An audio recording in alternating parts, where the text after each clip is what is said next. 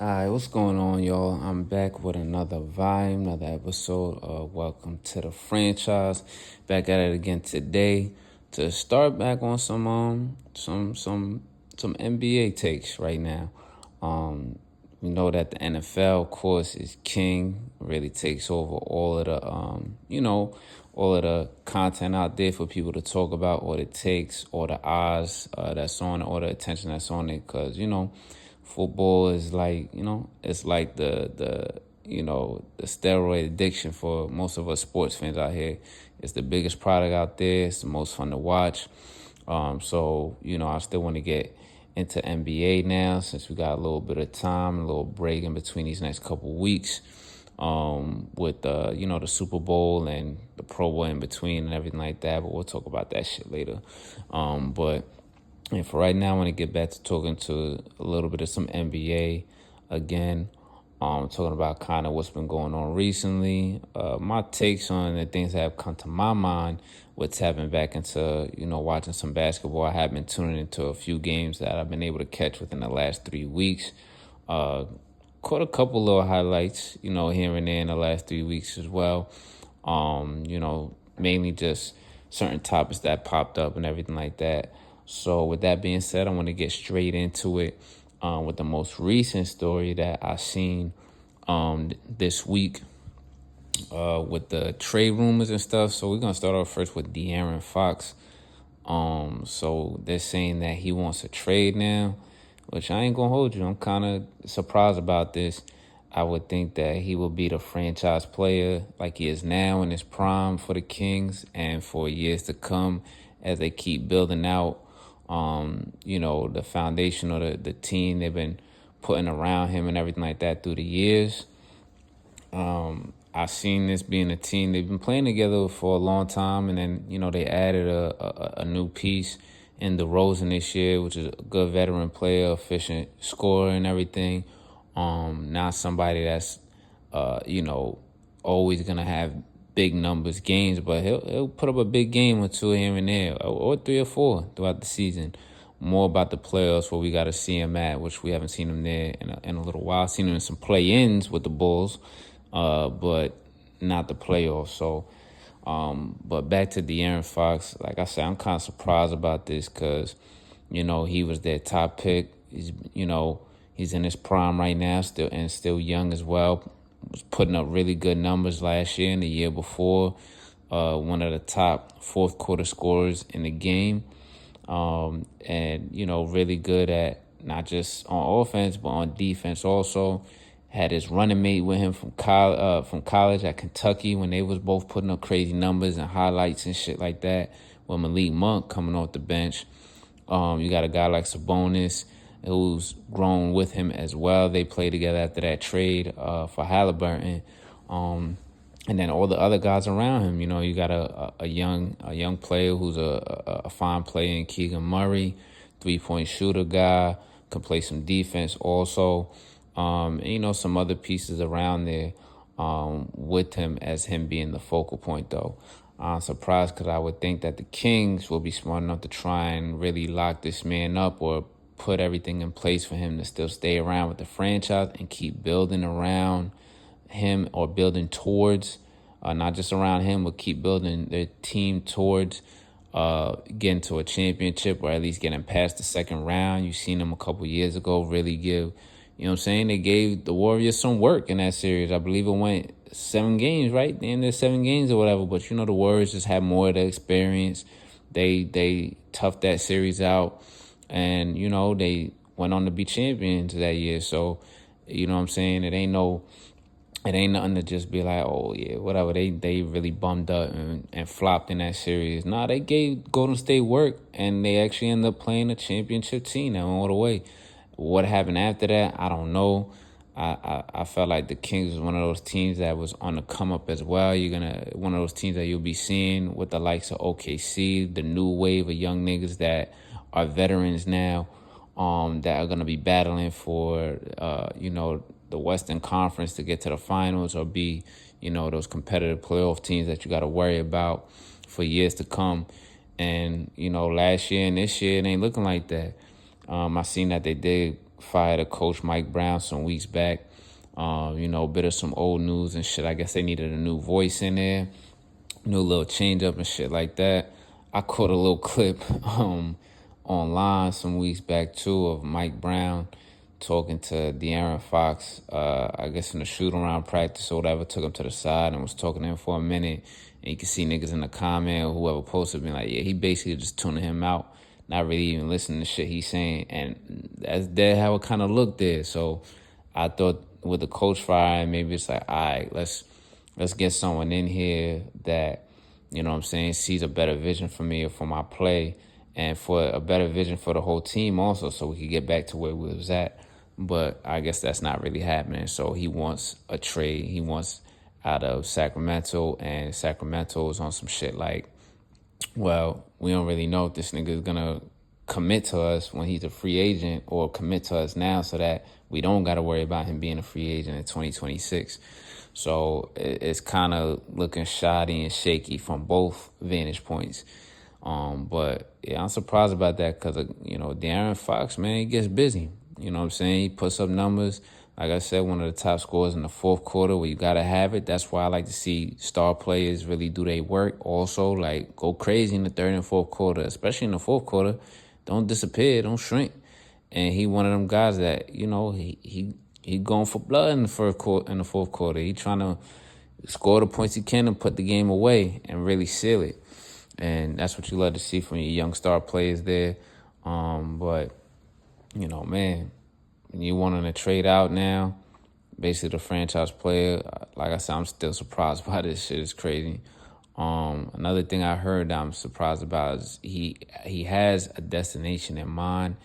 They're saying it's probably San Antonio, which I'm like, shit, like, what the fuck? You gonna go to San Antonio?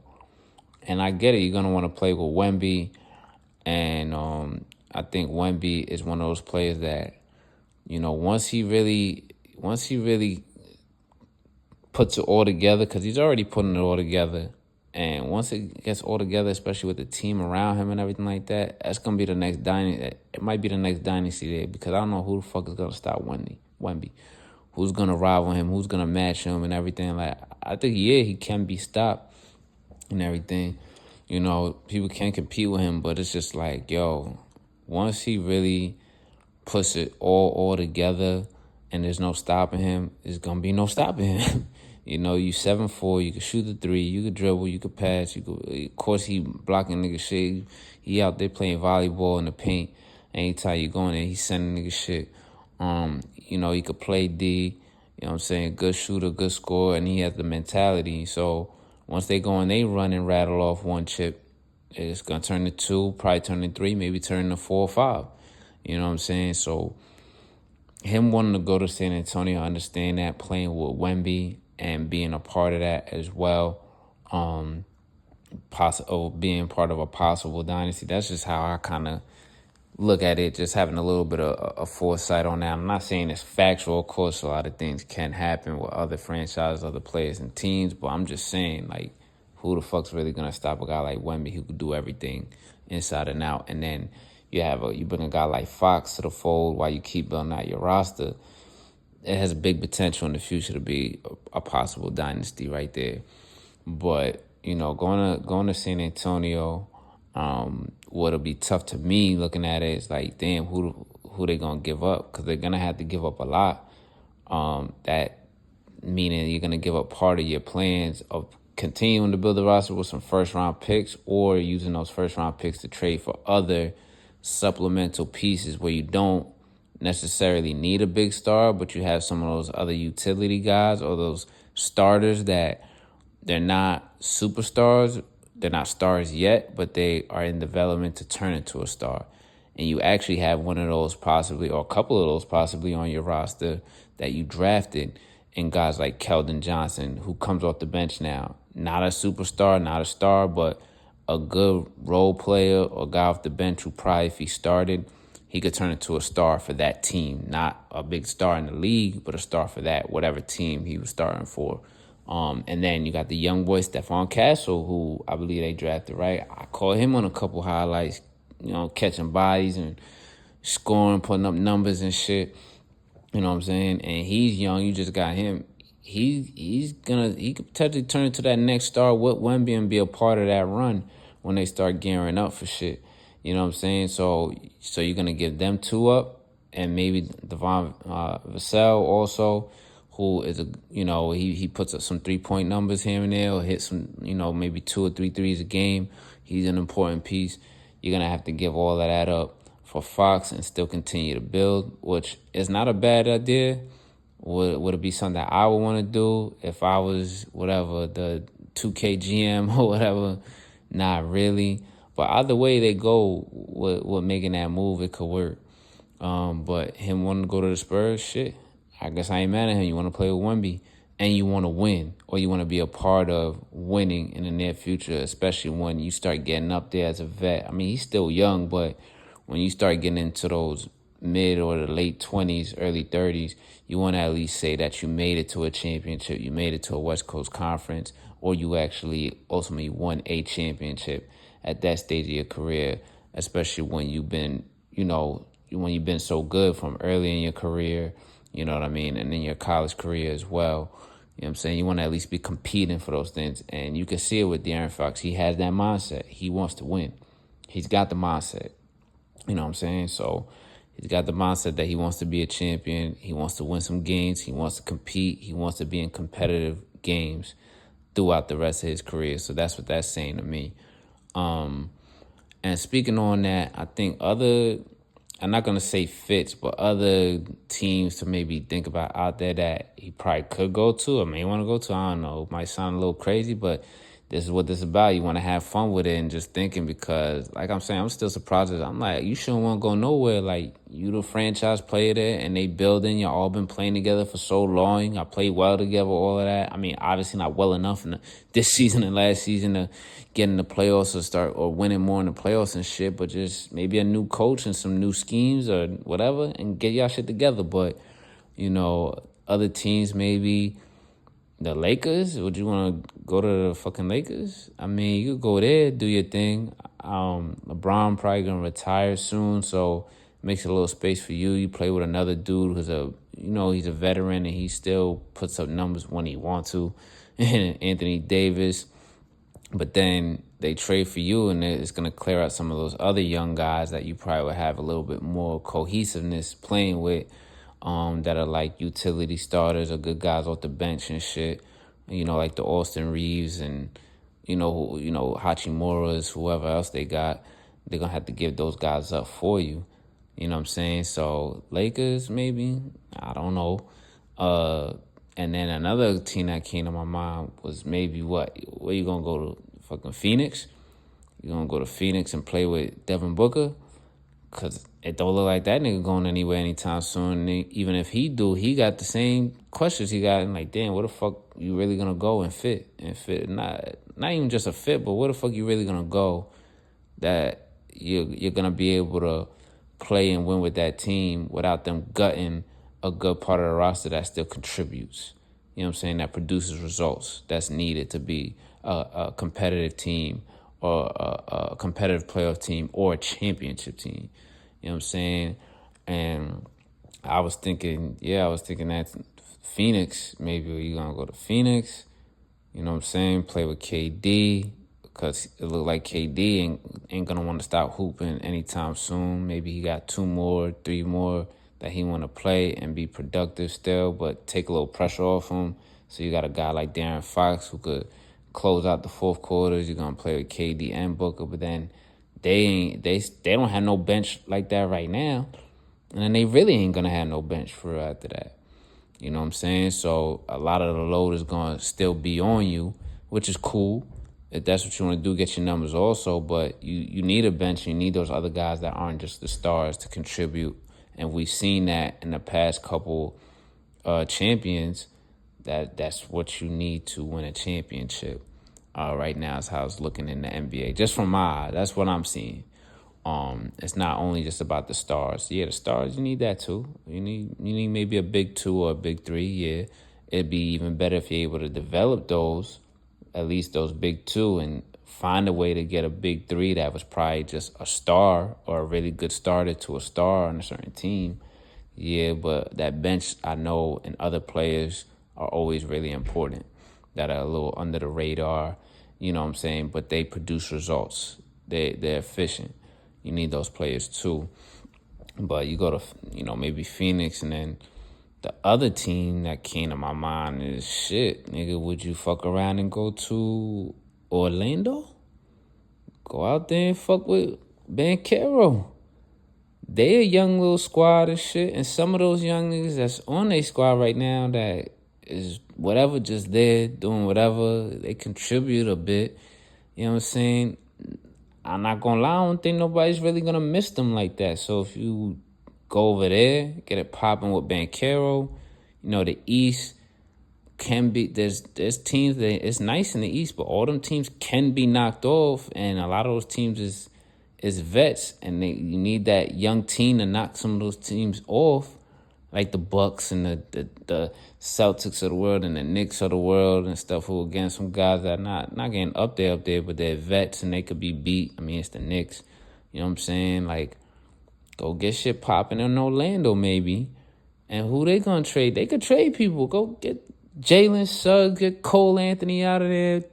Do they still have?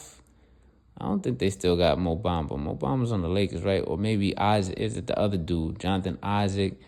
He could get him out of there with a little change of scenery if they still got him. Or if it gets that deep and that serious, you know what I'm saying? One of the Wagner brothers. You know what I'm saying? So maybe you could pull that shit off. Go get it popping in Orlando, as they're still also building their roster and nobody's really expecting a lot from them. So it's not big pressure like that to succeed right away. But you could come sneaking out of nowhere and fuck around and get into the finals one day. You know what I'm saying? One day soon. Or Banchero who doing this thing, Maybe that might be a spot. So just a thought. And then speaking on that a little bit with Phoenix, you hear the Bradley Beal shit. I just heard that he's not going to waive his no trade clause. They're talking about him probably getting traded now. The new shit is, because the new shit is the Bulls, him getting traded to the Bulls, which for both teams to me doesn't make any fucking sense at all. I get it. Phoenix could probably use a player. Anyone could probably use a player like Levine right now with the numbers he's putting on. We already know that nigga trying to ball out and get crazy now and stay healthy now because he's trying to get traded now. He's trying to get out of there. He ain't trying to stay with Chicago. He's trying to get out of there now. You can't be mad at him. I mean, they still got fucking Donovan. You gonna go from Hoiberg to Donovan. They ain't doing shit. They not doing nothing anytime soon. Lonzo just got back to fucking walking again. Just got back to dribbling again. Just got back to hitting a layup and then dunking again. Baby steps crawling with him and shit. It ain't shit popping over there. And he's going to probably want out also because he's like, all right, cool. I got my bag and I got the rehab here. Now I got my baby steps in. All right, let's go. Put me on a contender. You know what I'm saying? I wouldn't be mad at him for that neither. But the build of the bullshit don't make no fucking sense. Good thing I heard that he said that, you know what I'm saying, he's not waiving his no trade clause and shit, even though they want him to come off the bench. But he's been hurt all fucking season or the last couple of seasons. So I don't even know what the fuck he playing like out there on Phoenix. And then with that ties in the other, trade situation or the whole drama situation with Jimmy Buckets in Miami.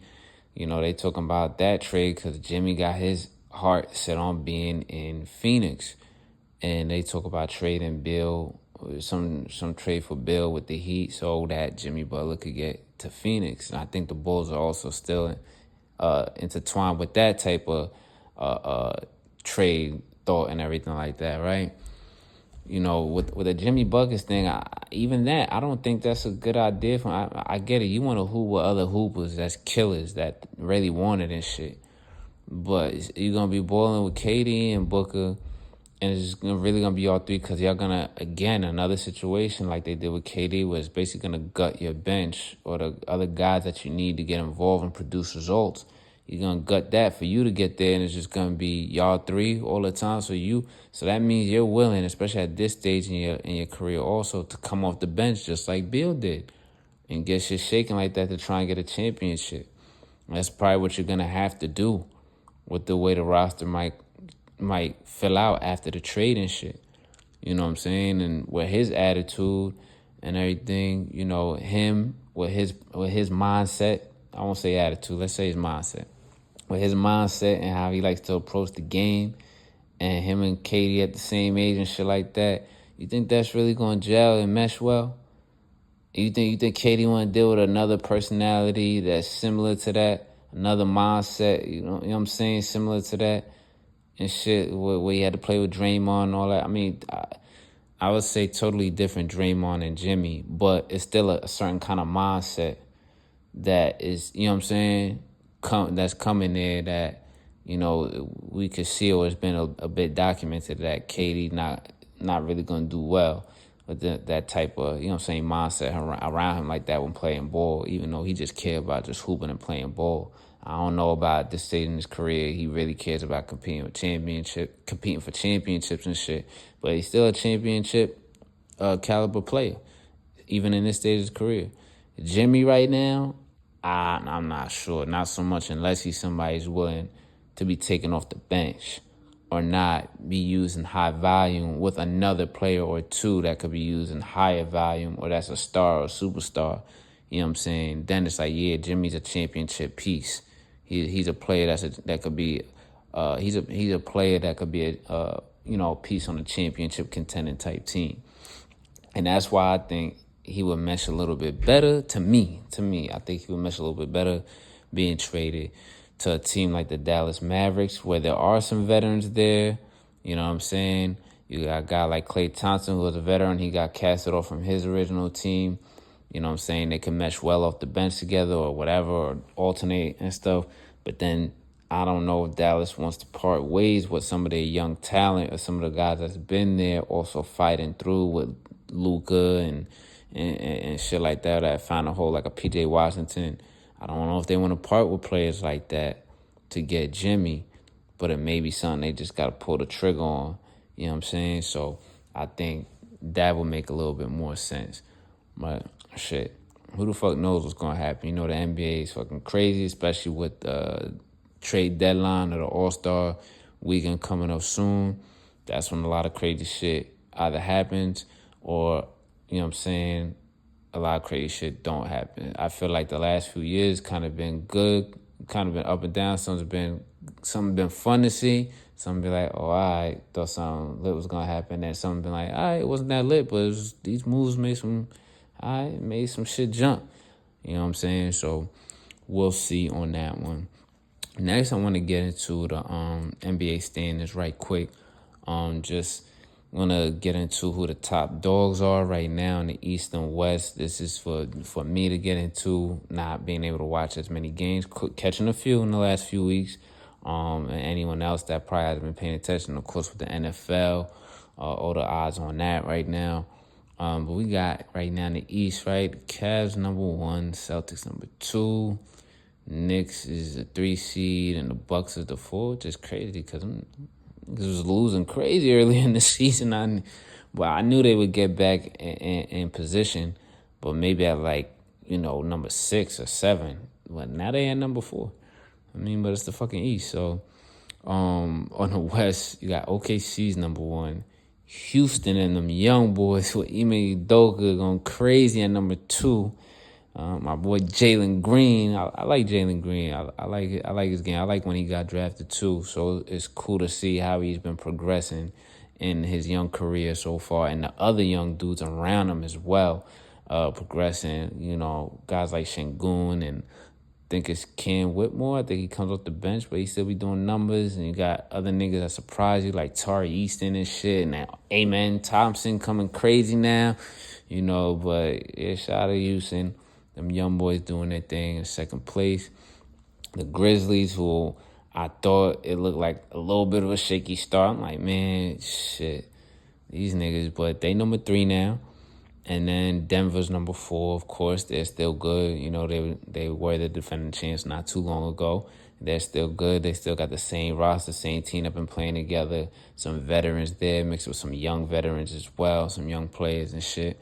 And they're starting to look like some of their guys in certain places are getting healthy, and they look like they're starting to actually use more of their bench, like DeAndre Jordan and shit. You know what I'm saying? Not just Christian Brown and Michael Porter and Aaron Gordon. I think Aaron Gordon starts now, I guess. But Yeah, they're in fourth place, and then you got right behind. We still got the goal of the league right now. Still got one of the best player right now, and they got a lot of they got some veterans. They got a good amount of veterans. They're young veterans and some older veterans, and a little squad there. They gonna get their shit together. Right after in the fifth is the Lakers. So shit. I think it's gonna be real interesting once the playoffs and all that shit start. The play in. I don't really pay attention to that shit all the time, but whatever. Some of those playing games do get interesting if you do catch one. But yeah, it's gonna be good to see. But OKC, they're amazing. Anytime you're able to catch them, if you're able to fucking stream on one of them sites you gotta use, because they don't really put OKC on like that. You know what I'm saying? Or on prime time on the nights and the games that they should. Fucking dumbass NBA. But OKC, man, I want to see them really take it out of the West. I like the way they have players on the bench and at every position that can produce and put up numbers. Shy Glizzy, SGA, MVP right now. We know what he's doing. He's going crazy, putting up points everywhere, filling up the stat chart. So that's fun to see as well. And then it's running mate Jalen Green out there. They don't even got Chet healthy back yet. And that was the original running mate with him. But, Jalen Green, he be putting up numbers too. Lou Dort, 3 and D. He'll play some defense or hit threes on you, you know what I'm saying? So, it's good to see that team where he talked a little bit about Houston and all their players. You got a young veteran or veteran in Van Fleet who's there also helping out and contributing. Şengün, yeah, I like that. I like that boy Şengün. He's smooth with that passing game and little post moves here and in the paint. Get some rebounds, get some assists, hit some good shots and shit. Like put the moves on him out there in the post. He doing his own with Houston. Grizzly Ja's back for the most part in full effect, barring any injuries. A surprise, I'm not playing injuries nights. Definitely not dealing with no bullshit off the court, no suspension so far, so that's good. All the other guys around him, they seem to be playing more inspired, more ambitious now that he's back, because when he wasn't there last year, they wasn't doing shit. Mind you, I'm not going to get into that, but like I said, last year they wasn't doing shit without him, but now that he's back, of course, he makes everyone around him better, and they're playing more inspired and more ambitious and turned up. And then you got the young boy Zach Edey, who look like he ain't scared of shit, and he gonna do his thing also. Another big man there who's contributing. Denver, like I said, a lot of veterans on there. Russell Westbrook actually producing and everything, despite what the media still hanging on to narratives when he was on the fucking Lakers. Then the nigga been on like 2-3 other teams since then, and still holding on to narratives of when he be breaking up shots or what he did in the finals when he's with OKC and KD and all that shit. Like, let this shit go, bro. Give this nigga more respect. This nigga's a fucking Hall of Famer. He can score. He can pass the ball. He can play D. He can do all that shit. Maybe the jumper isn't as good as it was in that MVP season he had and everything like that, or when he started finding his jumper. That's fine. The nigga still produces, and his presence, his energy, and his mindset is needed on a team, and it's showing. You know what I'm saying? So niggas out here still talking that shit. They need to dead all that noise, dead that nonsense. And, like I said with the Lakers, they still got LeBron. LeBron's still going crazy. AD decided to pop out. Even though it was just Charlotte, he decided to finally pop out, put up a 40-piece. And contribute, and they still got their players there that are contributing, Austin Reeves and shit. Dorian Finney-Smith, they just got from Brooklyn Nets, who's a good 3 and D type guy. I always like paying attention to what he does when he was on the Nets and with the Mavs as well. I just kept seeing his name pop up, and I was watching the highlights and seeing some games, and he was hitting his corner threes and making a couple blocks or a couple steals a game and shit. So now he's on the Lakers. And that's going to be a factor, too. And you can't never count on a nigga like LeBron. So, it's going to be fun to see. As far as the East, man, Bucks, that's clip. They got a bunch of guys I don't even fucking know besides, of course, Giannis, Chris Middleton, and Brook Lopez. And then Dame. You still got Dame there, of course, and everything. But I just don't really see it. It's a little fuzzy there. Plus, let's be real. Who really pays attention to Milwaukee fucking Bucks games as much as ESPN on Wednesdays tries to force it down your fucking throat Wednesdays and Fridays? Why do I want to go to a bar on a Friday and see the fucking Bucks playing? Let's be fucking real. You know what I'm saying? Sorry for the disrespect. Giannis is definitely dead nice. Dame, definitely nice. I did not like the trade for him to Milwaukee at all. But I don't know about them taking it all the way this year for the Coast. The Cavs, number one, I feel like they did this shit like last year, a few years ago also when they played the Knicks in the first round and got bumped. This is the same storyline to me. All them niggas is just system players that know how to play the system they're in really efficiently. Yes, you shoot, you score. Yes, you pass the ball, you make the plays, you rebound, you this and that. But who's there that really got the mindset? Who's the real dog in there for real? Who is it? I mean, no disrespect. Now, Donovan Mitchell, he got some dog in him. But even that was his problem with the Jazz. It's like, bro, we know you the guy. You the only one that's really, why you ain't doing it? And I just don't see it for the Cavs. Yes, you got Donovan Mitchell's good. Darius Garland's good. He hit his his deep threes and sometimes go to the lane, go in a little circle and do a reverse layup. You got Jared Allen who crashed the boards, get them blocks and shit. High percentage field goal because he'll dunk or do pick and roll and dunk and all that and shit.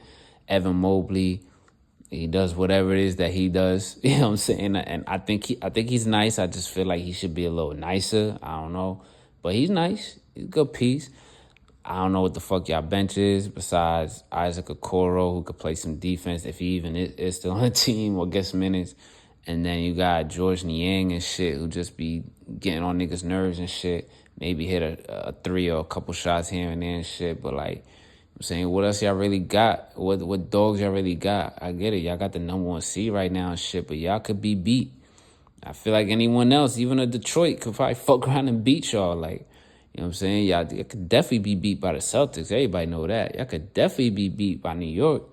You know what I mean? Like, actually, that's not a definite, because it's still New York. It's fucking Knicks.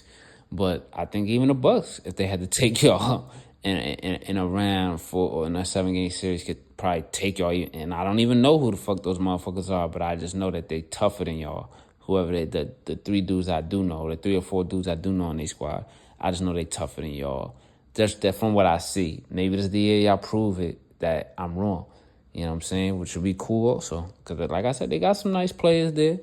They got some nice players I like. It's just who's the dog? Who's really going to be like, nah, fuck that. We taking this shit definitively. You know what I'm saying? Celtics. All right, we already know, about the Celtics and everything. Tatum, Brown, Derek White, Porzingis, whenever he's healthy. They bench is nice. Their bench is good. We already know. More likely, they the ones that's going back to the finals. But let's get to the Knicks real quick, right? The Knicks, I like what they got going on. They good, you know what I'm saying? Great roster. They still balling. Brunson and Cat is doing their numbers going crazy. Bridges and Anunoby, you'll see them doing their numbers crazy and pop every once in a while. But it's they bench that I'm really worried about.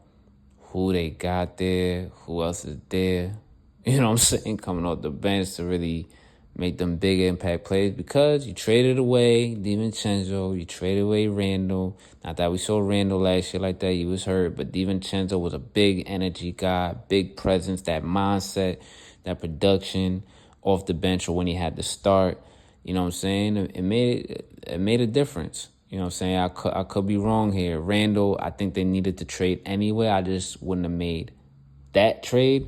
But shit, it's working out for Cat. You know what I'm saying? It's working out with Cat. It's just that knowing how the Knicks are and seeing these kind of stories year in and year out in my life, watching New York sports, and even recently last year without Cat, like, damn, y'all niggas couldn't get past the Pacers. Y'all was supposed to fucking beat the Pacers in the second round. Y'all had that shit and flopped. And I get it. Brunson broke his hand and then shit just started going sideways. But if you would have took care of fucking business the correct way the first time, after you went up 2-0, I think it was, or 3-1, or whatever the fuck it was. Yeah, I think they went up 2-0 and they got tied up 2-2, right? Some shit like that, right? If you would have took care of business and went up 3-0 in that game when you was up 2-0 like I was supposed to, he probably wouldn't have been in that position to break his fucking hand and shit, paying all that shit. You know what I mean?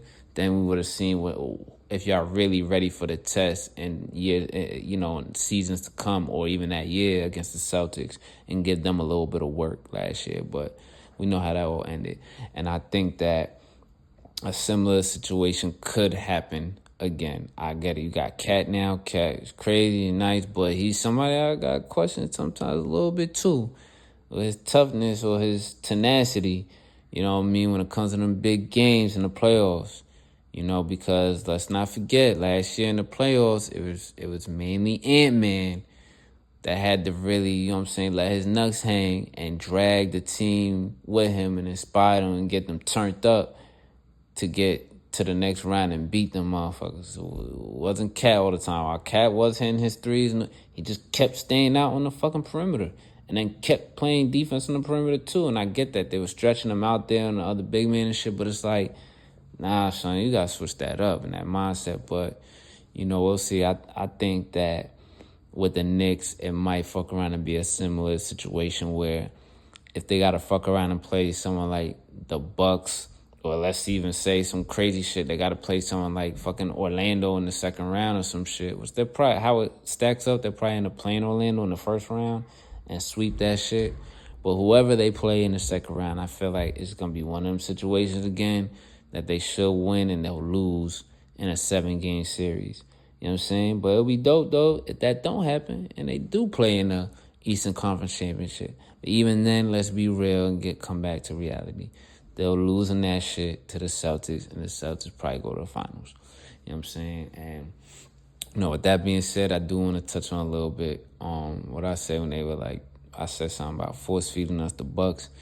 And the Bucks on ESPN every Friday, they over here talking about, the ratings and all of this shit and all that. And this is who I think is probably going to go to the finals, since we're on this, right? I think that it's going to fuck around and be the Celtics in the finals and probably the Lakers. Because anytime the NBA has a problem with their product or with their ratings or what everyone's saying, blah, blah, blah, the product's terrible, it's bullshit, too much three-point shooting, no one wants to watch this, it's too long, the first 30 games don't matter, all this shit. Old Faithful, they gonna hit that button. Lakers, Celtics. Fuck it, let's see that in the finals. Lakers, Celtics. You know what I mean? And they're gonna try and see what they could parlay and finesse after that, if they pull that off. Now, honestly, talent-wise, watching basketball-wise and everything like that, and what we rather see, probably rather see OKC versus the Celtics or OKC versus the Knicks or some shit like that. You know what I'm saying? We much rather probably see some shit like that. But like I said, I think with the Lakers having the veteranship on their team, they still got one of the GOATs of the game on the squad playing. You know what I'm saying? And the Celtics are they're the real number one team in the East, and they look like they're gearing up for a repeat. They're still playing really well. You got Tatum, you got Brown, they bench, and the other players are playing good still. It looks like more than likely that'll be a match. So that's why. But I mainly think outside of them trying to be like, the ratings, or we got to get our older fans back involved again, because they're the ones complaining about, yo, niggas shoot the three too much and everybody's soft and there's no beef and they want to get those older fans back again, because they're the ones that where they're at in their life now that are gonna be more than likely be paying the money to see this shit. They're gonna be paying for that NBA ticket or whatever the fuck that shit is they got, same as the NFL ticket, whatever. They're going to be ones paying for that shit because they love basketball. They want to see basketball. They're going to be the ones being like, nah, I'll pay for these tickets to go to this game. They're going to be the ones being like, yo, I just came home from work, or I'm just chilling right now. The kids is out, I don't want to do shit else. I'm in the crib. I'm turning on this fucking game because, it's the Celtics versus the Lakers, and it's like some of the old matches remind me of the Kobe versus Garnett shit, or the other Celtics Lakers type shit back in the day, because you'll find a lot of people are still big Lakers fans because of Kobe, and the first thing they'll say is, I don't fuck with LeBron. I ain't on it because of LeBron. I've been a Lakers fan because of Kobe. And then there's a lot of people also that are a little bit younger or way younger that are like, nah, I'm a Lakers fan because of LeBron and Bronny James and all that shit, whatever. Da, da, da. So you bring both of those odds there, killing two birds with one stone. You got those viewers there that want to see that shit. And then you got a lot of Celtics fans also. Celtics are a big fan base on top of the fact that there are those kind of fans out there that they're like, hey, I just started getting into basketball, but I know this is one of the most winningest franchises, so let me just bandwagon and shit. Celtics, yeah, Celtics. And a lot of people like Jason Tatum. A lot of people really dead like Jason Tatum. They like his game, they like his personality, like what he represents off the court. You know what I'm saying? And then some of those people, younger people that are like, yeah, my parents always were Celtics fans, and we from Boy and all that shit, or they always won. You know what I'm saying? That's what I felt like about when I was young, at my age, when I was younger and everything like that, and I was meeting people my age, talk about, yeah, I'm a Dolphins fan. How the fuck you a Dolphins fan? Why? Because they was the only team that went undefeated and they won all them Super Bowls?